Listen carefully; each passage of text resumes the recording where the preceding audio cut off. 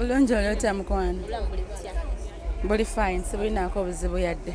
Leo tu premieringa ki? Mbadde nkola my new song Go featuring Elijah Kitaka. Audio efulumye leero ekiro. Yes. Efulumye leero no premieringirawo. Yeah. Working with Elijah Kitaka basinga bagamba si mwangu wakufuna biki musale ekigambo. Ani agamba? Outfit zatu. Ani agamba muno si mwangu wakufuna. Ate abafani si bayimbi. Bacho abangwe mufunanga bafani. Aina kufuna abayimbi banne okitegeera. Yeah, so si muzibu. He's very easy. How has it been working with Songs Avenue? Because I'm trusting bakola ne songs bagamba babalekere nyimba, and Crystal Panda is one of them that say that. I don't know about that, but for me and Swangs have a good relationship. They distribute my music almost, so working with them is a bit easy.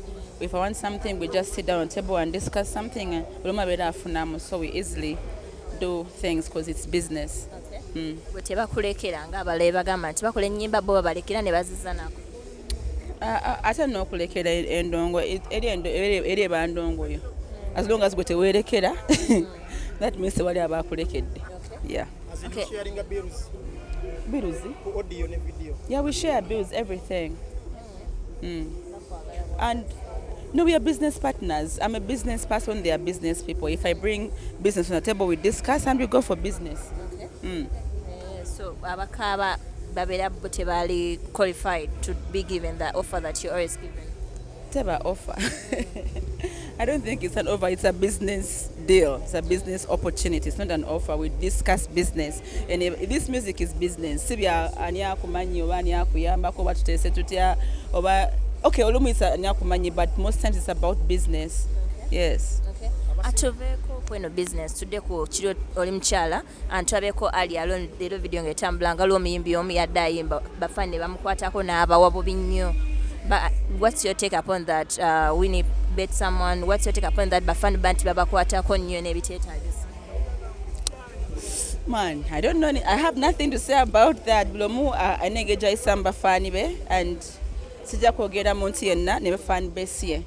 Means ne fan base yange tuwe isabulala ne blomu ne fan base ye be isabulala. Maybe her fan base wagajo by some kumpi because yeah, because every time she does it you sing she exciting. Yeah, abantu abera bali oh my god abakubye. Everyone has a way they treat their fans. So I don't know. What's your take upon bad touches? Abantu abakwatirira n'ekiteetagisa. Oyagala njogere bani bakwatira o abakwata? No, abasajja abakwatirira mu abakimbi abakyala. What's your take upon that? What would I have a say about that? You have never experienced it? No, so wankwatako mba musabi ankwateko. Otherwise teri ankwatako. Na olaba nzina nsamba amagulu nkola biki katono nkwatako dde. Tasobola kuntuukako nga sinnakulaba njojja. Ate nze mba nsamba samba gweze mba nzina stroke so tekusobola kuganya kuntuukako. Tako ba analyst bagamba nti no mwabayimbi abakyamwe bayitya abasajja bakwatako because mbuno mwambala bubi. Kale baje bankwateko tulabe. No, I will not beat them, but let them just try. We don't know. Nze onkwatako manjagala onkwateko. Otherwise my look will tell you to onkwatako. Okitegere nga sana kubalyo otegere sagala onkwateko.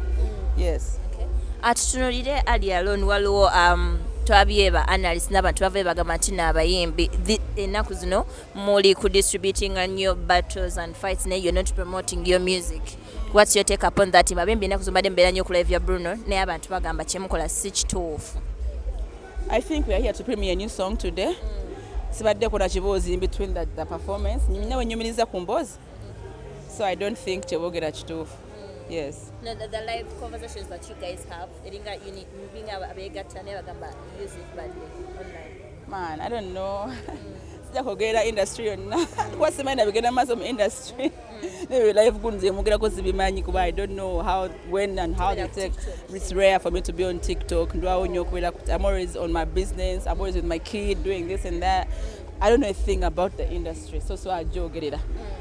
Bagamba kubera ka abayimbi abawomulirako. Sichimanyi. I've not experienced it, so I don't know. Okay, kato ekitegedde oba amagezi ki? abakola ki abawemulira ku live. just so can't you wait time the way if it's interesting or not then I'll come and give my remarks. Okay, do you have any concert this year or I don't have a concert this year but I have a concert ndowooza next year. next year? Era tugenda wa? I'll communicate. Nawuliddeko olugambo mwayagala kulanga Serena. Yeah, that's true. But tukyali mu bangambye under renovation which is so we are still planning.